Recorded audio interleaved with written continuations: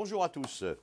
Pour ce curé enragé numéro 49, nous avons eu quelques difficultés techniques qui ont fait que le dernier enregistrement a été détruit. Et donc nous le recommençons aujourd'hui. Bien sûr, j'avais prévu déjà le thème de la christianophobie, c'est-à-dire des actes antichrétiens, particulièrement dans notre pays, mais est advenu ce drame de l'incendie de Notre-Dame de Paris, qui, s'il est vrai, est un événement bien négatif, mais en même temps assez positif concernant la prise de conscience des Français, non seulement de leur patrimoine, mais probablement un rappel tout de même de leurs racines chrétiennes, si ce n'est de leur foi chrétienne. Et en cela, cet événement n'est pas que négatif, me semble-t-il.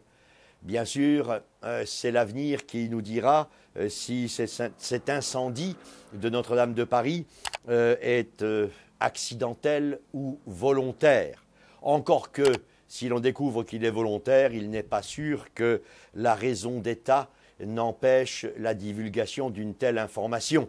Et nous pouvons avoir l'intuition d'un certain nombre de choses qui pourraient nous être cachées par raison de paix sociale dans le pays, parce que si l'on apprend que tel ou tel groupuscule a mis le feu à Notre-Dame de Paris, il est certain que la réaction des Français serait probablement violente et radicale.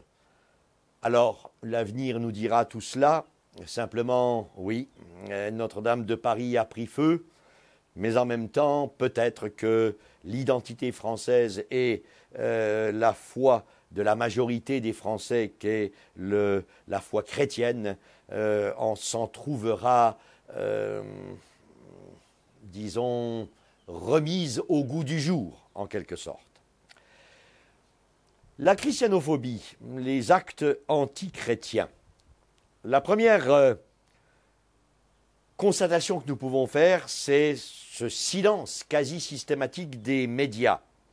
Qui parle dans les grands médias des 1038 actes antichrétiens commis en 2017 et des 1063 actes antichrétiens commis en 2018. Silence complet des médias, parce que les médias sont antichrétiens eux aussi, et qu'ils ne veulent pas remettre les proportions, remettre l'importance de ces événements à leur place. Alors on minimise, on dédramatise, et finalement, en faisant silence d'une manière outrancière sur ce nombre colossal d'actes antichrétiens en France, eh bien, on cache finalement la réalité. Et c'est un mensonge par omission. Il y a aussi cette dédramatisation à outrance du ministère de l'Intérieur, car son commentaire au moment où il publiait le nombre de 1063 actes antichrétiens en 2018, il disait, je cite, « Leur nombre est stable sur l'année 2018 par rapport à l'année 2017. 1038, 1063, une stabilité, dit-on. Mais est-ce qu'il est normal de qualifier 1063 actes antichrétiens en France comme une donnée stable? Il devrait y en avoir zéro. On voudrait zéro accident de voiture en France et on nous met des radars, on nous met des points au permis, etc. Mais les 1063 actes antichrétiens, eh bien, on les considère comme stables. Alors pourquoi ne pas enlever tous les radars des routes de France et dire que le nombre des morts sur la route est stable, après tout? On minimise et on cache. On assiste ainsi à une espèce de léthargie, de frilosité, quelquefois d'inconscience ou de manque de courage par rapport à cette réalité antichrétienne que la France vit quotidiennement et année après année. Perte du sens du sacré, je m'en foutisme ou indifférence, les actes antichrétiens ne font pas vendre les journaux, ou tout au moins les journaux n'en parlent pas. Ainsi, ils ne pourront faire recette sur cette question. La christianophobie n'est pas la seule. Dans les autres, et en ce qui concerne les autres religions, nous trouvons en partie le même phénomène. Les statistiques du ministère de l'Intérieur, dans son rapport rendu public le 12 février dernier, notaient que les actes antisémites étaient de 141 en 2018, c'est-à-dire 74% d'augmentation par rapport à l'année 2017. 74% d'augmentation, il y a là tout de même un phénomène bien inquiétant. Les actes antichrétiens constituent le double. 1063 en 2018, 1038 en 2017, comme dit le ministère de l'Intérieur, c'est stable.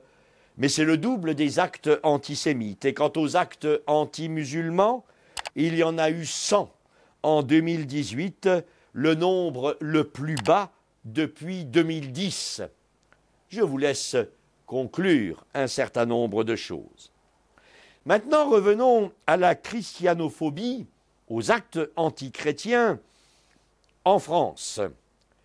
Ces actes sont soit du vandalisme, soit de la profanation de lieux sacrés, des vols, des incendies criminels, on verra bien pour Notre-Dame de Paris, des vitraux brisés, des statues décapitées, des murs tagués.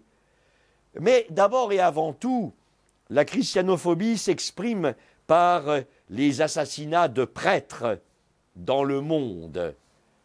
Et là encore, nos médias oublient de nous avertir de tout cela.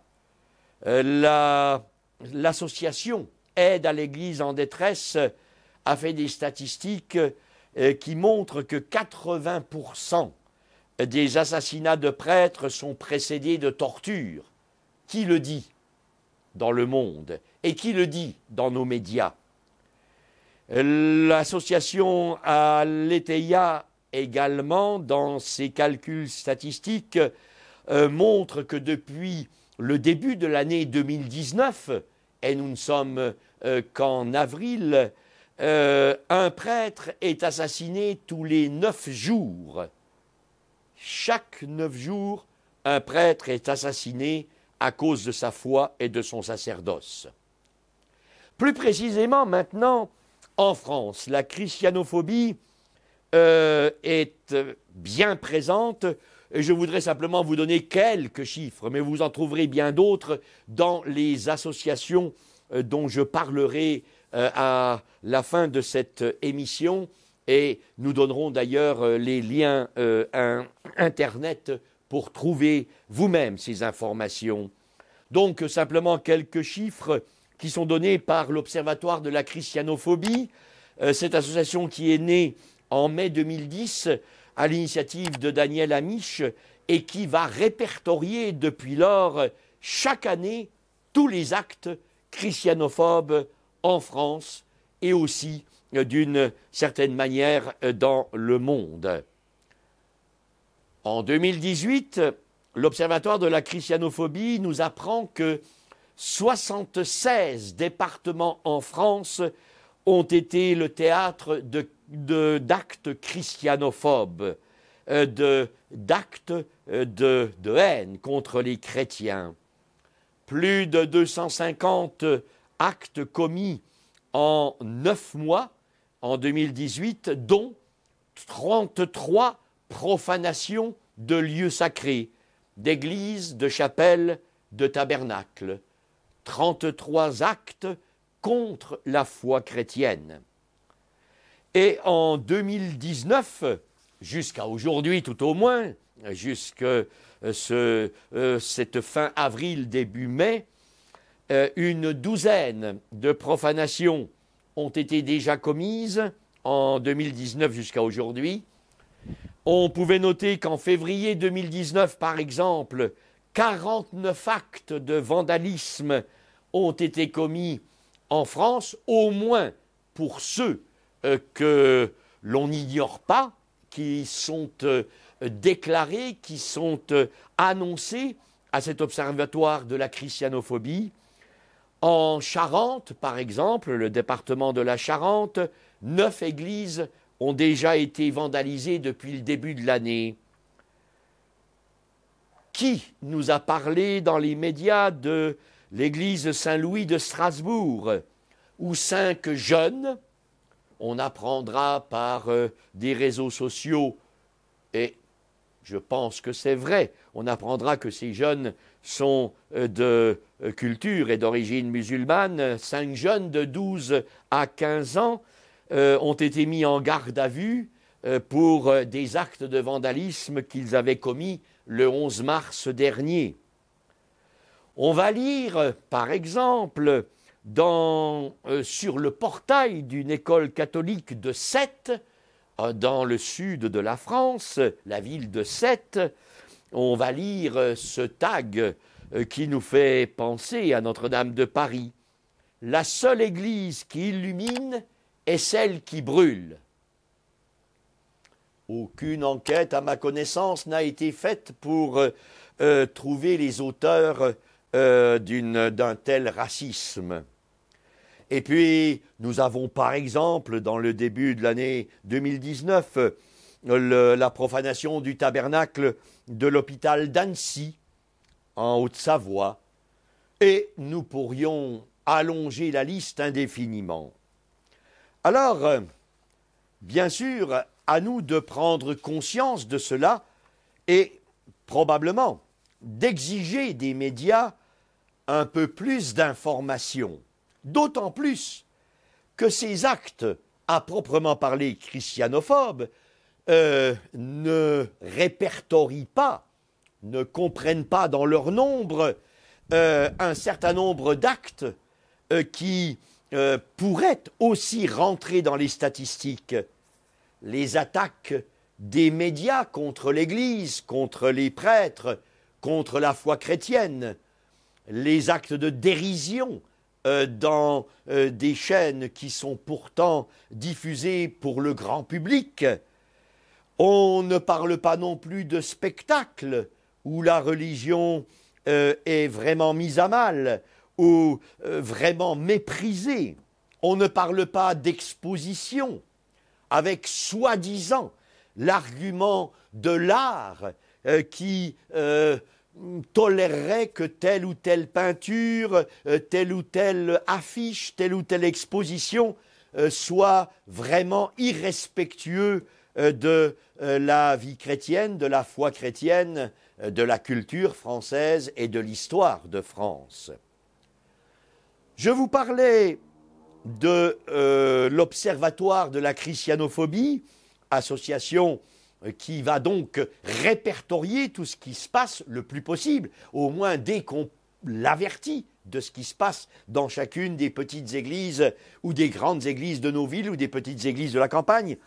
Mais il faudrait aussi mentionner la Griffe association qui va porter plainte pour faire respecter le droit des catholiques en France et des chrétiens.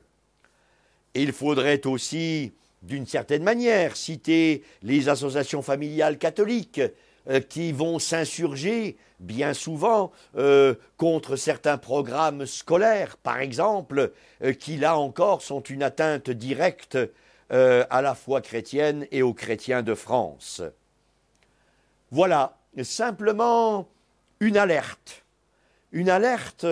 parce que dans la réalité même, souvent méconnue par le grand public, il y a cette volonté de détruire le christianisme, de détruire les églises, de profaner nos lieux saints. Il y a tout cela et c'est à nous à sortir de notre anesthésie, de sortir de notre torpeur et de nous faire respecter. Ce sera finalement un signe de résurrection.